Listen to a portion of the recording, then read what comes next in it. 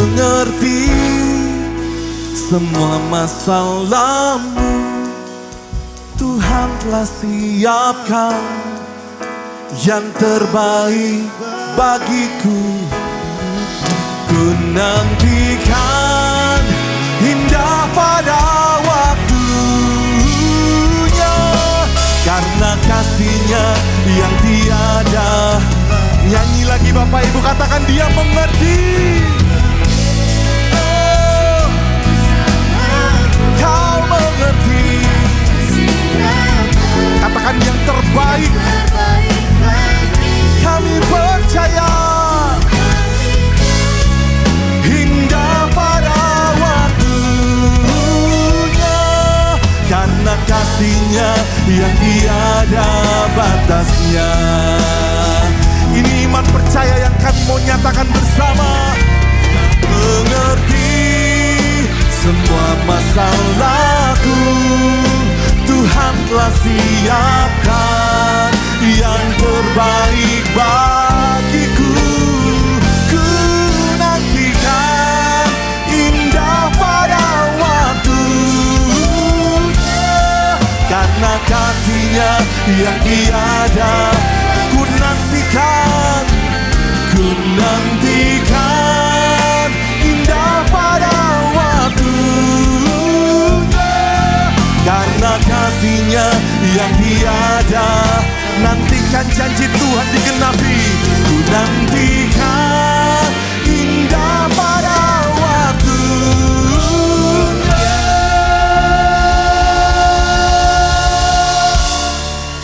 karena kasih-Nya yang tiada batasnya. Tuhan, kami mengerti bahwa kasih-Mu tiada batasnya untuk kami. Kasih-Mu panjang, terlalu lebar, terlalu dalam untuk kami ukur Tuhan. Dan kami percaya kasih inilah yang melayakkan kami untuk hari ini melayani Engkau Tuhan. Kami percaya juga bahwa firman Tuhan yang akan kami dengar akan membuat kualitas persembahan kami kepada Tuhan akan semakin baik di mata Tuhan.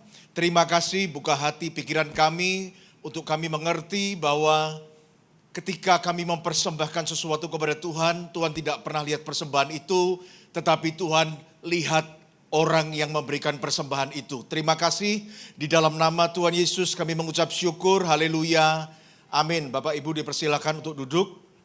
Shalom saudara. Malam ini saya mau berbicara tentang persembahan saudara. Saudara lihat, ini tangan ini kan saya anggap ini tentang memberikan persembahan kepada Tuhan, tangan ini dua ini. Tapi saudara lihat di atas kedua tangannya ini adalah burung merpati. Artinya begini, bahwa di dalam hubungan kita memberikan persembahan kepada Tuhan, saudara harus ingat bahwa kekudusan itu harus mendahului persembahan. Kekudusan harus mendahului persembahan. Artinya adalah kita harus memberikan hidup kita yang kudus dulu kepada Tuhan, baru kemudian kita memberikan persembahan. Apapun itu bentuknya. Bisa berupa saudara berikan tenaga untuk melayani, Bapak Ibu berikan uang, berikan waktu, berikan Bapak Ibu nyanyi, memuji, juga itu menyembah, memberikan persembahan kepada Tuhan. Kita hadir di gereja, itu juga kita memberikan persembahan kepada Tuhan, kita memberikan diri kita kepada bait Allah. Saya mau kita lihat di dalam Roma 12 ayat yang pertama. Bapak Ibu perhatikan baik, Roma 12 ayat yang pertama. Karena itu saudara-saudara, demi kemurahan Allah, aku menasihatkan kamu supaya kamu mempersembahkan tubuhmu sebagai persembahan yang hidup, yang kudus dan yang berkenan kepada Allah. Itu adalah ibadahmu yang sejati. Saudara tidak akan temukan kata-kata uang, nyanyian, kehadiran di dalam ayat ini. Karena apa? Semua itu akan menjadi sebuah persembahan yang tidak berarti, bahkan kotor di hadapan Tuhan, tanpa terlebih dulu kita memberikan hidup kita yang kudus kepada Tuhan. Dan ini berlaku sejak dari zaman dulu perjanjian lama, kejadian itu berlaku sampai hari ini saudara. Ayat Roma 12 ayat yang pertama ini mengingatkan bahwa hidup yang kudus harus mendahului apa yang kita persembahkan kepada Tuhan. Karena apa? Tanpa terlebih dulu kita memberikan hidup kita yang kudus kepada Tuhan, saya boleh ngomong begini, bahwa apapun yang Bapak Ibu berikan kepada Tuhan pasti tidak tulus. Pasti tidak tulus. Karena semua sifatnya adalah transaksional. Karena apa? Kita belum hidup kudus. Berarti kita masih hidup dalam dosa. Bayangin saudara, kalau kita, saya akan lebih menengok ke sini karena di sini lebih banyak orang. Di situ saya lihat cuma Pak Daeng, jadi saya lebih ke sini aja. Ya dong, masa lihat ke satu orang, lebih baik lihat ke banyak orang saudara. Saudara jangan tegang ya, santai kita malam hari ini. Saat kita tidak kudus, maka hubungan kita memberikan kepada Tuhan itu transaksional. Memberi untuk diberkati, betul nggak? Memberi untuk sebuah permohonan kita kepada Tuhan supaya terjadi. Atau juga yang parah adalah memberi untuk tetap tinggal di dalam dosa. Jadi mereka tetap melakukan dosa, nipu, berbuat jahat, gak jujur, dagangnya gak jujur. Tapi untuk menutupi itu semua ya transaksional kan. Akhirnya ya mereka banyak memberikan sesuatu ke panti asuhan, menolong orang. Tapi sudah gak mulus, sudah gak murni saudara, sudah gak tulus. Karena apa? Hidupnya masih tinggal di dalam dosa. Bahkan seringkali kita pikir Tuhan itu bisa kita beli loh. Betul saudara. Dan saya juga boleh ngomong begini, apapun yang kita berikan kepada Tuhan, tanpa terlebih dulu kita memberikan hidup kita kepada Tuhan, itu sebetulnya tindakan suap saudara. Menyuap Tuhan. Lu betul, itu menyuap Tuhan.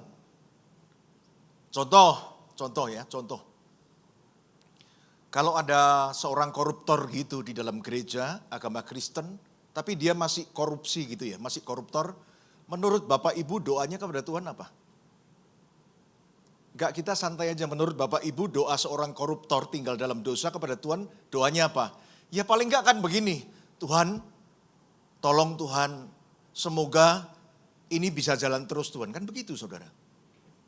Minimal ke depan omset tambah banyak juga Tuhan, begitu kan? Dan mungkin dia akan berdoa juga, Tuhan tolong Tuhan, semoga korupsi saya ini jangan sampai ketahuan, kebongkar, minimal 5 tahun dulu saya dapat uang banyak dulu. Kan begitu saudara. Loh, orang kalau dalam dosa, kasih persembahan kepada Tuhan, itu pasti ada motivasinya saya ngomong. Pasti ada motivasinya. Tidak tulus saudara. Saya kasih sebuah ilustrasi begini. Suatu hari seorang germo, seorang mucikari Kristen, kebetulan Kristen Bapak Ibu. Dia doa kepada Tuhan begini, Tuhan saya kan tiap minggu sudah ke gereja. Saya juga sudah kasih persembahan loh sama Tuhan. Saya mintalah Tuhan supaya ya bisnis saya ini berjalan dengan lancar saudara. Tuhan saya ini kan punya anak buah banyak Tuhan. Semoga karyawan saya, ya saudara tahu dong kalau germo karyawannya apa kan pelacur kan saudara. Tapi betul ini doanya kan seperti itu. Semoga karyawan saya sehat-sehat saja. Dan Tuhan tolong Tuhan, semoga semua pelanggan yang datang ke komplek ini ke tempat saya saudara. Tuhan semoga tempat saya ini paling laris. Dan karyawan saya juga sehat-sehat saja. Tuhan kalau bisa tempat saya ini jadi terfavorit di komplek ini. Betul begitu enggak? Gimana sih kalau mucikari doa sama Tuhan gimana? Dia kasih persembahan sama Tuhan, dia ke gereja, doanya pasti begitu. Ya mohon maaf loh, saya ngomong begini supaya saudara dapat gambaran yang jelas. Bagaimana ketika orang tidak terlebih dahulu memberikan hidupnya yang kudus, bertobat, maka ketika dia memberikan persembahan, pasti ada motivasinya, pasti gak betul semua saudara.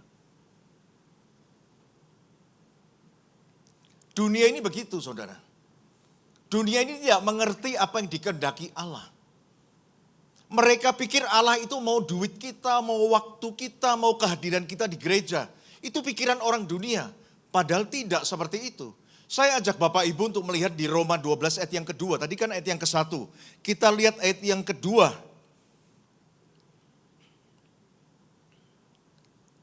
Janganlah kamu menjadi serupa dengan dunia ini. Tetapi berubahlah oleh pembaruan budimu, sehingga kamu dapat membedakan manakah kehendak Allah, apa yang baik, yang berkenan kepada Allah dan yang sempurna. Kita pikir Tuhan itu mau uang kita, waktu kita, kehadiran kita. Itu pikiran duniawi saudara. Tuhan itu mau apa? Hidup kita. Dia tidak peduli dengan apa yang ada di atas altar. Dia peduli kepada orang siapa yang meletakkan barang itu di altar. Hidupnya seperti apa. Tuhan tidak pernah pusing dengan pemberian kita. Dia lebih pusing dengan hidup si pemberinya saudara. Dia tidak pernah mempermasalahkan apa yang kita beri. Tetapi dia lebih suka, dia mengerti motivasi apa kita memberikan kepada Tuhan. Saudara saya ngomong begini supaya begini loh Bapak Ibu. Supaya jangan sampai kita itu nggak ngerti, akhirnya semua persembahan kita ini menjadi sebuah kejijikan di mata Tuhan. Akhirnya nggak ada nilainya sama sekali di hadapan Tuhan. Pada zaman dulu saudara, ibadah Israel itu sangat dibenci oleh Tuhan. Coba Bapak Ibu bayangin, ibadah orang Israel, umat kesayangannya, itu dibenci oleh Tuhan. Bapak Ibu coba buka sebentar di dalam Amos 5 ayat 21 itu perikopnya apa saudara? Saya akan bukakan ayatnya di sini, tapi di sini nggak ada perikopnya. Saudara buka, coba kita tayangkan di dalam Amos 5 ayat 21, nanti pelan-pelan kita pindah sampai ayat 24, di handphone ada itu. Perikopnya apa? Ibadah Israel dibenci oleh Tuhan, betul nggak saudara? Bagaimana mungkin sebuah ibadah dibenci oleh Tuhan? Saya hari ini juga bingung saudara. Bagaimana mungkin persembahan itu Tuhan nggak mau lihat? Nanti saudara lihat semua di sini. Dan ini yang harus kita sama-sama untuk kita perhatikan dan kita renungkan. Kita baca ya. Amos 5 ayat 21. Aku membenci, aku menghinakan perayaanmu. Ini ibadah. Kalau hari ini ibadah hari Minggu, KKR, worship night. Ini yang dimaksud. Aku menghinakan perayaanmu dan aku tidak senang kepada perkumpulan rayamu. Coba bayangin. Di mana ada berbicara bahwa Tuhan tidak suka waktu kita berkumpul beribadah kepada Tuhan. Tapi ini kita harus ngerti kenapa, nanti kita akan bahas ya. Kenapa Tuhan gak suka waktu kita datang beribadah kepada Tuhan. Dan yang selanjutnya, sungguh apabila kamu mempersembahkan kepadaku korban-korban bakaran dan korban sajianmu, aku tidak suka. Pikiran orang dunia kan, kalau kita kasih Tuhan suka nih pasti nih. Saudara lihat, aku tidak suka dan korban keselamatanmu berupa ternak yang tambun aku tidak mau pandang. Tuhan jijik loh, Tuhan gak mau loh. Bayangin saudara, sudah gak mau lihat kita waktu beribadah, dia jijik juga waktu kita memberikan persembahan. Bahkan mungkin kita pikir ini sudah yang terbaik nih saya kasihkan kepada Tuhan. Entah perpuluhan apapun juga, tapi Tuhan jijik, percayalah saudara. Jauhkanlah daripadaku keramaian nyanyian-nyanyianmu. Lagu gambusmu tidak mau aku dengar. Saudara lihat. Bapak Ibu bingung gak kita? Kita berkumpul ke gereja Tuhan gak mau lihat. Kasih persembahan Tuhan gak mau pandang. Kita nyanyi memuji Tuhan, banyak orang ngomong Tuhan bertahta di atas pujian. Makanya banyak orang ngomong yang penting nyembah, nyanyi, menyenangkan hati Tuhan. Bagaimana hati Tuhan bisa senang? Matius 15 ayat 8 ngomong, bangsa ini memuliakan aku dengan bibirnya, tapi hatinya menjauh daripadaku. Saudara, ini sebuah kenyataan loh. Dan hari ini masih berlaku. Apa yang ada di dalam kitab Amos 5 ayat 21 sampai 23 ayat 24 masih berlaku. Mari saya ajak Bapak Ibu melihat, kenapa Tuhan benci kepada apa yang kita persembahkan. Dari kita datang ibadah, persembahan sampai nyanyian. Kita lihat pada ayat yang ke-24.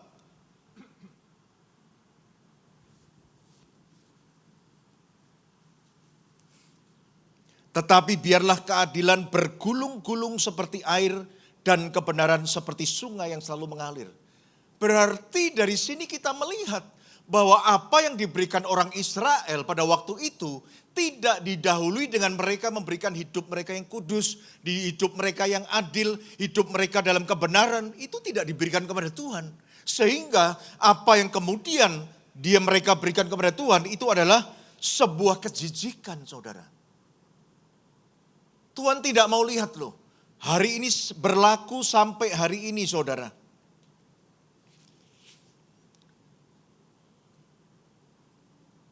Berarti di sini kita belajar ya Bapak Ibu, tanpa terlebih dulu kita hidup dalam kekudusan, tanpa kita hidup sebagai manusia yang adil, hidup dalam kebenaran, maka hidup seperti itu merusak apa yang kita persembahkan kepada Tuhan menjadi sesuatu bukan dupa yang harum, dupa yang busuk di hadapan Tuhan, saudara.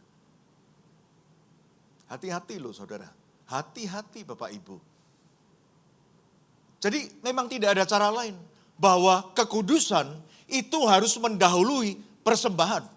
Mempersembahkan hidup yang kudus, hidup dalam kebenaran kepada Tuhan, itu harus di depan saudara. Baru kemudian Bapak Ibu boleh memberikan apapun. Karena waktu kita hidup dalam kebenaran, kita hidup bertobat meninggalkan dosa, maka apa yang kita persembahkan kepada Tuhan, itu bukan upaya untuk menyuap Tuhan. Itu sifatnya tidak akan transaksional. Karena apa? Kita tulus saudara. Kita berikan persembahan itu karena kita mengasihi Tuhan. Lawang kita hidup dalam kebenaran kok. Kita nggak ada beban apa-apa kok. Kita tidak memberikan karena supaya Tuhan mengampuni dosa kita juga enggak saudara. Berikut ini saya ajak Bapak Ibu lihat nih. Ini keren nih firmannya nih. Hari ini saya percaya bahwa sebagian dari kita menganggap puasa itu adalah salah satu jalan untuk mengetuk hati Tuhan. Kita punya problem yang berat, kita puasa. Kita punya permohonan apa yang berat, kita puasa. Sebetulnya puasanya enggak salah saudara. Itu sebuah tindakan yang betul. Tapi yang salah adalah waktu kita puasa, hidup kita itu enggak kudus. Kita tetap jahat, hidup kita tidak dalam kebenaran. Maka di dalam Yesaya 58 ayat 3 sampai 11, kita akan baca pelan-pelan. Yesaya 58 ayat 3 sampai 11. Saudara perhatikan. Mengapa kami berpuasa, ini orang Israel tanya sama Tuhan. Mengapa kami berpuasa dan engkau tidak memperhatikannya juga? Mengapa kami merendahkan diri dan engkau tidak mengindahkannya juga?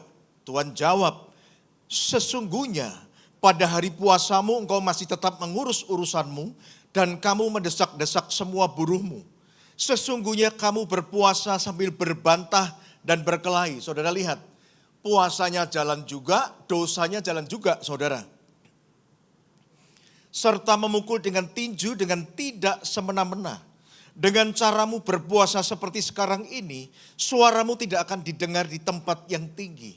Sungguh-sungguh inikah berpuasa yang ku kehendaki dan mengadakan hari merendahkan diri jika engkau menundukkan kepala seperti gelagah dan membentangkan kain karung dan abu sebagai lapik tidur. Pada zaman itu orang Israel kalau berpuasa seperti itu. Mereka pakai abu juga saudara. Sungguh-sungguh itukah yang kau sebut berpuasa mengadakan hari yang berkenan kepada Tuhan? Bukan. Berpuasa yang ku kehendaki ialah supaya engkau membuka belenggu-belenggu kelaliman dan melepaskan tali-tali kuk supaya engkau memerdekakan orang yang teraniaya dan mematahkan setiap kuk supaya engkau memecah-mecah rotimu bagi orang yang lapar dan membawa ke rumahmu orang miskin yang tidak punya rumah. Dan apabila engkau melihat orang telanjang, supaya engkau memberi dia pakaian dan tidak menyembunyikan diri terhadap saudaramu sendiri. Maka pada waktu itulah terangmu akan merekah seperti fajar dan lukamu akan pulih dengan segera. Kebenaran menjadi barisan depanmu dan kemuliaan Tuhan barisan belakangmu. Pada waktu itulah engkau akan memanggil dan Tuhan akan menjawab. Engkau akan berteriak minta tolong dan ia akan berkata, ini aku. Apabila engkau tidak lagi mengenakan kuk kepada sesamamu dan tidak lagi menunjuk-nunjuk orang dengan jari dan memfitnah. Apabila engkau menyerahkan kepada orang lapar apa yang kau inginkan sendiri dan memuaskan orang yang tertindas, maka terangmu akan terbit dalam gelap dan kegelapanmu akan seperti rembang di tengah hari. Tuhan akan menuntun engkau senantiasa dan akan memuaskan hatimu di tanah yang kering dan akan memperbarui kekuatanmu. Engkau akan seperti taman yang diairi dengan baik dan seperti mata air yang tidak pernah mengecewakan. Jadi bukan puasanya yang salah, bukan persembahannya yang salah, bukan pelayanan kita yang salah, bukan. Tapi kita tidak pernah mempersembahkan terlebih dulu hidup kita yang kudus kepada Tuhan. Sehingga waktu kita memberikan persembahan itu, apapun yang kita berikan, posisi kita adalah orang berdosa saudara. Ya akhirnya doanya kayak koruptor tadi, kayak Germo tadi doanya. Minta Tuhan memberkati dosa-dosa yang dilakukan. Ini Kita harus mengerti saudara. Minta Tuhan memberkati semua dosa yang kita lakukan. Saudara kok kayaknya kayak suci banget ini saudara. Kayaknya nggak pernah denger yang kayak ginian. Saya curiga loh, kita semua pelakunya loh saudara.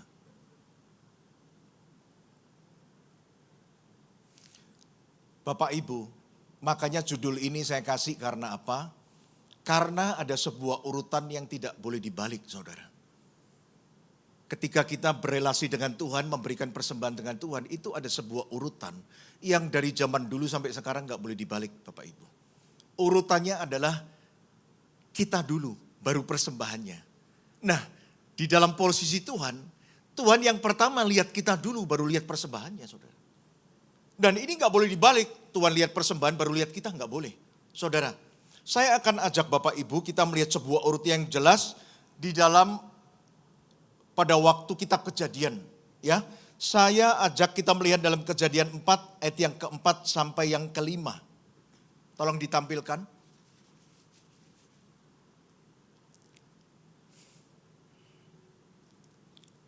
Habel juga mempersembahkan korban persembahan dari anak sulung kambing dombanya, yakni lemak-lemaknya. Maka Tuhan mengindahkan Habel dan korban persembahannya itu. Enggak boleh kebalik.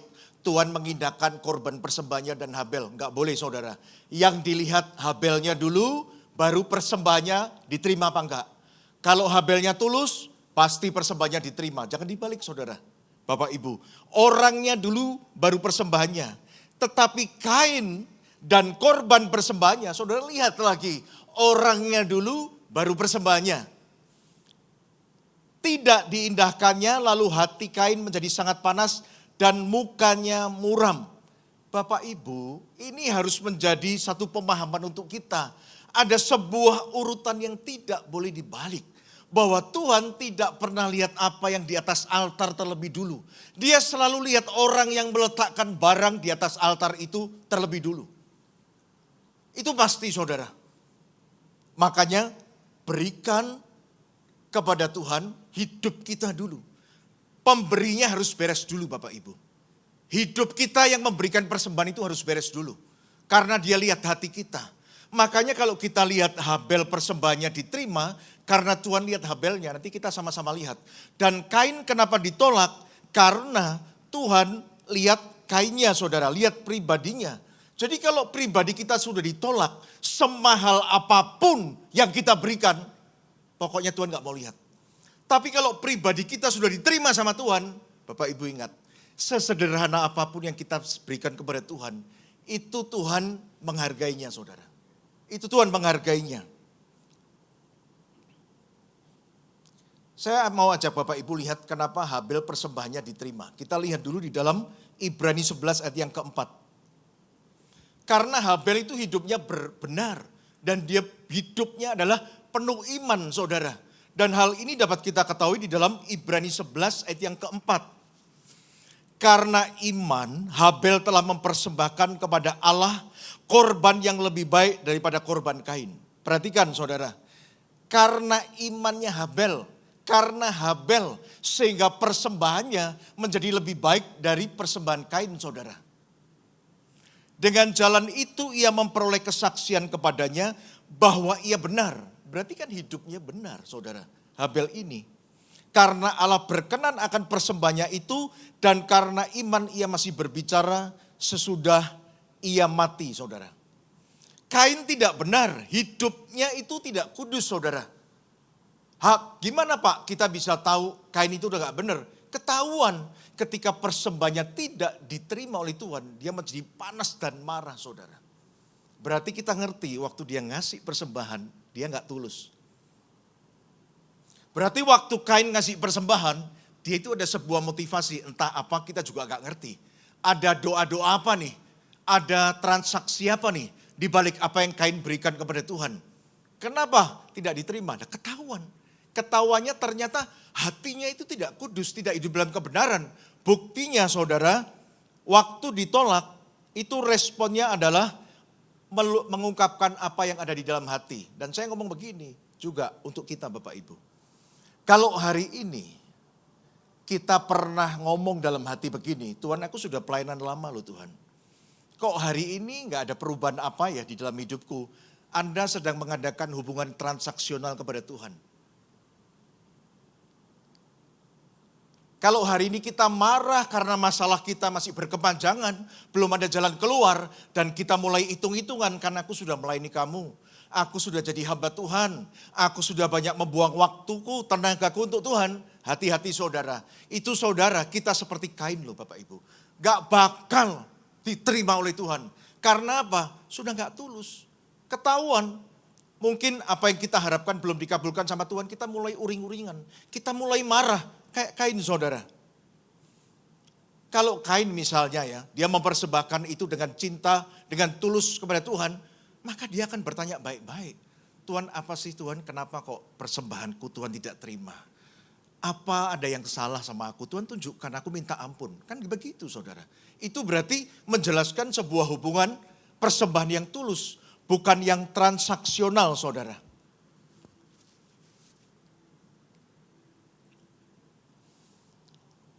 Orang dunia selalu berpikir bahwa Tuhan butuh uang kita. Orang dunia selalu berpikir bahwa Tuhan menghargai pelayanan kita, butuh kita di gereja. Dunia selalu berpikir seperti itu. Tetapi kita harus ngerti apa yang dipikirkan Tuhan loh. Kita urusan bukan dengan Tuhan yang tidak punya uang loh. Saya ngomong sama Bapak Ibu loh. Kita urusan dengan bukan Tuhan yang kekurangan tenaga kerja untuk gerejanya loh. Dia tidak mencari semua itu loh. Itu nomor sekian boleh. Yang dia cari adalah hidup orang yang memberikan persembahan itu. Apakah dia sudah terlebih dulu memberikan hidupnya yang kudus sebagai persembahan yang sejati kepada Tuhan. Kalau ya sudah, maka tadi kan saya sudah ngomong, sesederhana apapun yang kita berikan kepada Tuhan, itu menjadi dupa yang harum untuk Tuhan saudara. Kalau kita lihat judul ini, kita compare kepada ajaran Kristus tentang persembahan saudara. Kekudusan mendahului persembahan, ternyata Tuhan sudah ajarkan di dalam pengajarannya. Matius 5, ya, khotbah dia di bukit, itu adalah pusat dari ajaran Tuhan Yesus Kristus. Kita akan lihat pada ayat 23 dan 24.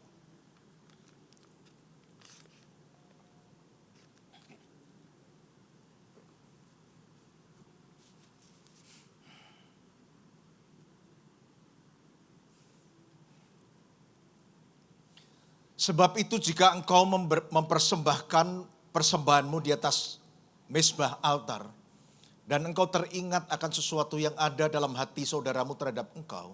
Tuhan ngomong begini pada ayat 24. Saya undang WL, pemain musik, singer untuk maju ke depan. Tinggalkanlah persembahanmu di depan mezbah itu. Persembahan itu penting loh Bapak Ibu. Tapi di hadapan Tuhan ada yang lebih penting lagi untuk dilakukan. Yaitu kita memberikan hidup kita yang kudus dengan cara kita berdamai dan mengampuni orang lain. Tinggalkanlah persembahanmu di depan mezbah itu dan pergilah berdamai dahulu dengan saudaramu. Hidup kudus dulu. Hidup di dalam kebenaran dulu. Lalu, saudara perhatikan, kembali untuk mempersembahkan persembahanmu itu. Saya kan tadi ngomong, persembahan itu penting. Kita ke gereja itu penting saudara. Kita nyanyi untuk Tuhan itu kita penting. Kita melayani Tuhan sangat penting. Tetapi ada yang lebih penting dulu. Yang Tuhan mau kita lakukan. Kita persembahkan hidup kita yang kudus dulu kepada Tuhan. Bapak Ibu saya undang kita bangkit berdiri. WL Singer.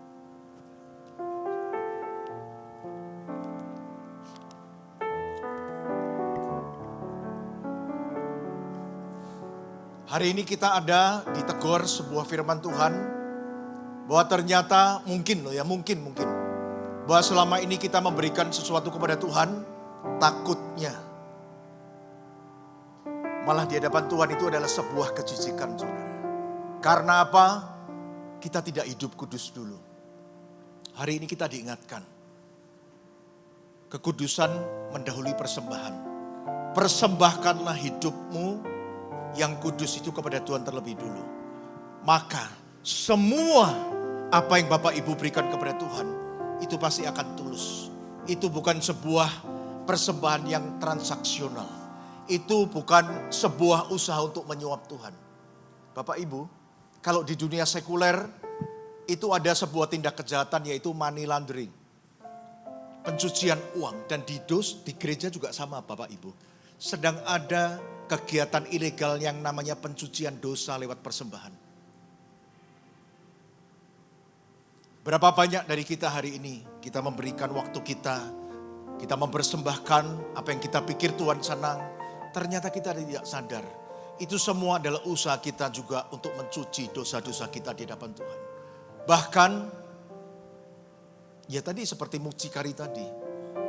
Ketika kita memberikan persembahan, maka kita berdoa sama Tuhan untuk memberkati dosa-dosa yang kita lakukan itu, saudara. Gak boleh begitu Bapak Ibu. Gak boleh begitu. Hari ini Bapak Ibu tahu harus ada sebuah urutan yang tidak boleh dibalik-balik ketika kita memberikan persembahan kepada Tuhan. Jadi yang terpenting itu orangnya dulu. Nanti yang kedua yang penting baru persembahannya. Orangnya beres dulu, itu menentukan apakah persembahan itu diterima oleh Tuhan atau tidak. Yuk Bapak Ibu, kita sama-sama nyanyikan lagu berikut ini. Janji ya, bareng-bareng nyanyi ya. Lagu persembahan ini kalau nggak salah karya Frankie Siombing ya. Silakan. Ku bawa kepadamu, oh Tuhan. Ayo nyanyi bareng yuk. Persembahanku ini, ku ingin Engkau menerima korban syukurku melalui pujian. Takkan pernah ku bawa selain yang terbaik, yang harum dan sejati di hadapan tatamu. Yesusku, terimalah korban syukurku ini yang mengalir di hatiku sebagai persembahanku. Bapak Ibu coba renungkan baik-baik firman yang kita dengar semua pada malam hari ini. Supaya kita benar-benar pasti. Apakah persembahan yang Bapak Ibu berikan kepada Tuhan itu tulus atau itu adalah uang keamanan. Untuk melegalkan semua kejahatan yang kita lakukan. Hari ini harus kita renungi baik-baik saudara. Ketika hari ini kita memberikan apapun itu bentuknya kepada Tuhan. Apakah itu tindakan suap, kita menyuap Tuhan. Atau bahkan itu adalah tindakan kita sedang mencuci dosa-dosa kita di dalam gereja. Melalui apa yang kita berikan kepada Tuhan. Renungkan baik-baik. Karena tanpa kita memberikan hidup kita terlebih dulu. Tanpa kita bertobat lebih dulu hidup dalam kebenaran. Maka seperti Bapak Ibu yang lihat tadi dalam kitab Amos. Semua yang kita berikan kepada Tuhan, Tuhan tidak mau melihatnya. Atau jangan-jangan kita hari ini seperti Kain. Kita memberikan persembahan kepada Tuhan dengan hati yang penuh kemarahan. Hati yang penuh kepahitan. Hati yang penuh dendam, hati yang penuh keserakahan. Coba hari ini kita perbaikin semuanya saudara. Supaya minimal apa yang kita berikan kepada Tuhan itu menjadi sebuah dupa yang harum untuk Tuhan.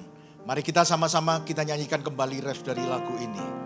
Takkan pernah ku bawa selain yang terbaik, yang harum dan sejati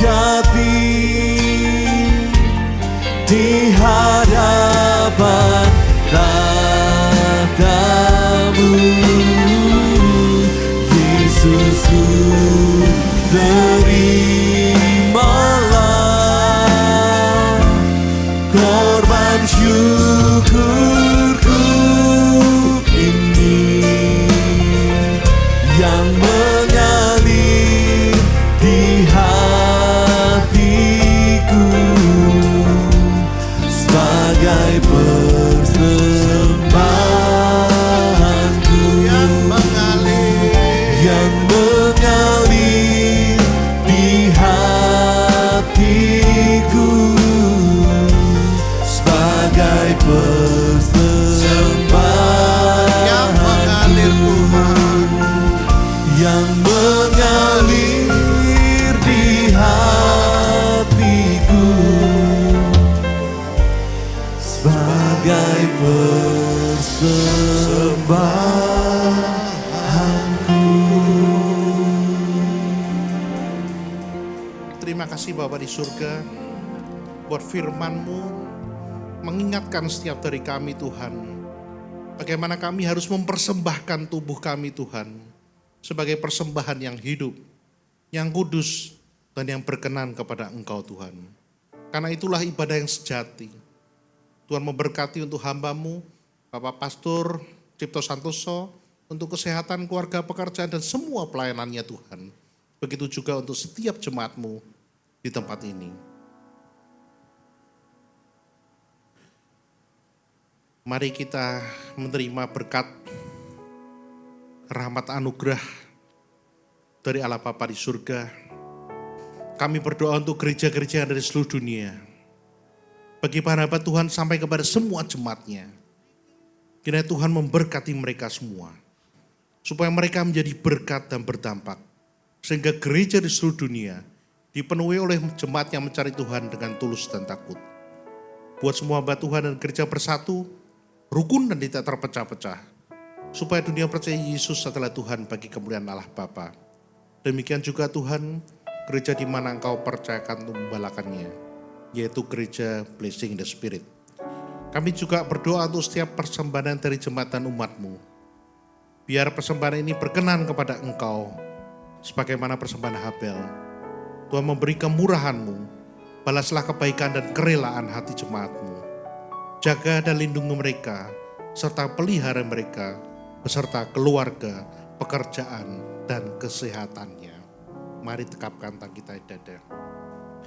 Firman Tuhan berkata, jagalah hatimu dengan segala kewaspadaan, karena dari situlah terpancar kehidupan. Jemaat yang dikasihi Tuhan, jadilah berkat dan terimalah berkat rahmat anugerah dari Allah Bapa di surga, di dalam putra tunggalnya Yesus Kristus yang telah mati bagi dosa kita.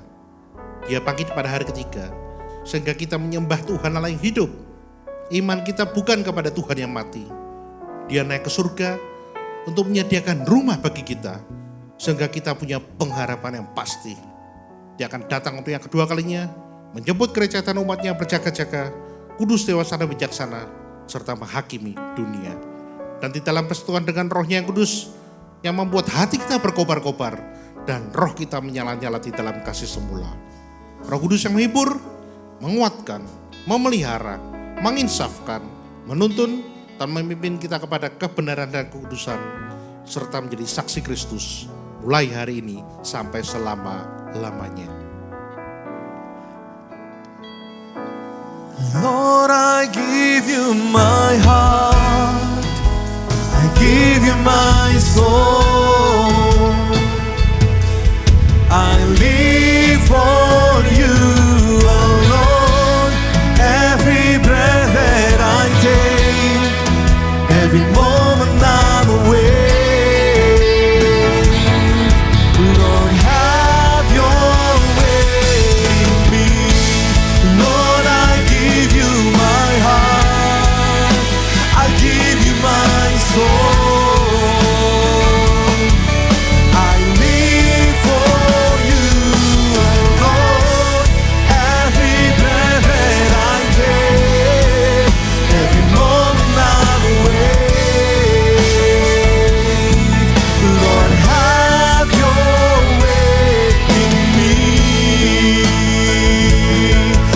tanganmu tinggi-tinggi Bapak Ibu Saudaraku. Oh, Lord, I give you my heart, I give you my soul, I live for you, oh Lord. Every breath that I take, every moment I'm awake, Lord, have your way in me. Lord, have your way in me. Lord, have your way in me.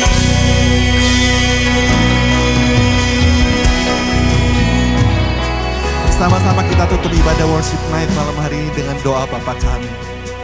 Bapa kami yang ada di surga, dikuduskanlah namamu, datanglah kerajaanmu, jadilah kehendakmu di bumi seperti di surga. Berikanlah kami pada hari ini makanan kami yang secukupnya, dan ampunilah kami akan kesalahan kami, seperti kami juga mengampuni orang yang bersalah kepada kami. Dan janganlah membawa kami ke dalam pencobaan, tetapi lepaskanlah kami daripada yang jahat. Karena Engkaulah yang mempunyai kerajaan dan kuasa dan kemuliaan sampai selama-lamanya. Amin. Puji nama Tuhan. Selamat malam, Tuhan Yesus memberkati. Selalu ku rindu dekat